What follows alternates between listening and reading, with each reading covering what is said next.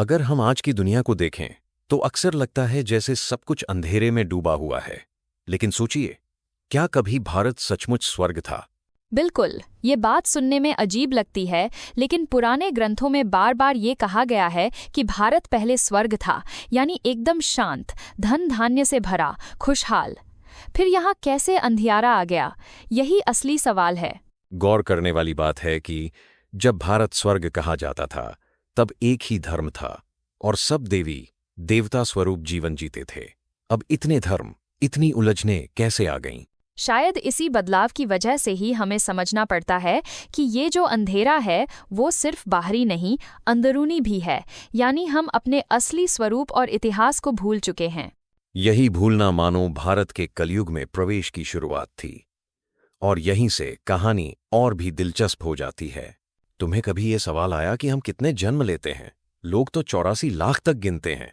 हाँ, लेकिन बाप दादा की मुरली में साफ कहा गया 84 लाख नहीं, इंसान के सिर्फ 84 जन्म हैं। असली फर्क यही है, क्योंकि बाकी तो सृष्टि के वैरायटी की गिनती है, ना कि आत्मा के जन्मों की। एक और चीज जो गहराई से सोचने वाली है, हर जन्म में आत्मा अपने संस्कारों के अनुसार नया शरीर लेती है। ये तो सीधा सीधा कर्मों का हिसाब किताब लगाता है। सही कहा, और यही सीढ़ी है सतो प्रधान से तमो प्रधान तक। पहले देवता, फिर सामान्य इंसान और अंत में पतित अवस्था। हर जन्म उस सफर का एक पड़ाव है। इसका मतलब जो अभी हम हैं वो हमारी बहुत लंबी यात्रा का आखिरी पड़ाव है। सोचो कितनी कहानियां इन जन्मों में छुपी होंगी। और इसी बिंदु पर बाप दादा हमें वो कहानी सुनाने आते हैं जिससे हम अपनी असली पहचान को फिर से जान सकें।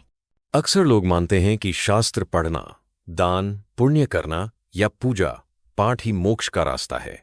लेकिन यहां बाप दादा ने बड़ा फर्क बताया है, भक्ति मार्ग और ज्ञान मार्ग में। यह बड़ी गहरी बात है। भक्ति महामार्ग में तो तकलीफें ही तकलीफें हैं, जप तप पूजा व्रत। पर ज्ञान मार्ग वो है जहां रूहानी समझ से आत्मा को सीधा रास्ता मिल जाता है। तुमने देखा होगा, भक्ति में तो लोग भगवान को दुखहर्ता सुखकर्ता कहकर पुकारते हैं। लेकिन असली ज्ञान यह है कि सुख शांति पाने के लिए खुद को पहचानना और ईश्वर को याद करना पड़ता है।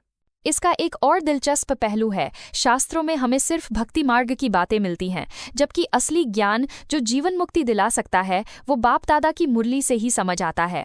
इसीलिए कहा गया कि ज्ञान यानी समझ और भक्ति यानी तलाश, और इसी फर्क को समझना शायद हमारी यात्रा का सबसे अहम हिस्सा है। अभी तक हम कर्म, जन्म और भक्ति की बात कर रहे थे, लेकिन इन सबसे परे एक चीज है, रूहानी नॉलेज। आखिर आत्मा की असली स्वतंत्रता यहीं से तो शुरू होती है। बिल्कुल, बाप दादा हमेशा कहते हैं देही अभिमानी बनो। जब हम अपने को आत्मा समझते हैं तब देह के सारे बंधन कमजोर पड़ जाते हैं। यही असली बंधन मुक्त अवस्था है। ये तो सीधा मानसिक अभ्यास है। राजाई को याद करना, बीज और झाड़ का ज्ञान सिमरण करना और हर पल हर्षित रहना। इसे साधना भी कह सकते हैं, पर बिना बोझ के। और जब आप बोलते हैं राजाई, तो यहाँ सिर्फ सत्ता या पैसा नहीं, बल्कि आत्मिक संतुलन और आंतरिक शांति की बात है। ये वही स्थिति है जहाँ जीवन मुक्ति का एहसास होता है। मुझे लगता है इस अभ्यास में ही असली जादू है, बिल्कुल सर्कस के कलाबाज की तरह, जो अपनी कला को जैसे चाहे जहां चाहे मोल्ड कर सकता है। अब जब हम रूहानी यात्रा की बात कर चुके हैं तो मन में एक सवाल आता है, कौन से गुण हमें सच में आगे बढ़ाते हैं? यहाँ पर बाप दादा का स्लोगन मुझे याद आता है, सरलता और सहनशीलता के गुण को धारण करने वाले ही सच्चे स्नेही और सहयोगी हैं। यानी जटिलता या अड्डिलपन नहीं, बल्कि सहजता और सहनशीलता। सही कहा, क्योंकि जब तक मन में भारीपन है तब तक न तो स्वतंत्रता मिलती है न असली खुशी। तभी तो कहा गया है अव्यक्त इशारे में, इस अव्यक्ति मास में बंधन मुक्त रहो, जीवन मुक्ति का अनुभव करो। मुझे लगता है असली साधना का मतलब ही यही है, हर संबंध, हर कर्म, हर सोच में बंधन मुक्त, जीवन मुक्त स्थिति। यही न्यारा और प्यारा होना है।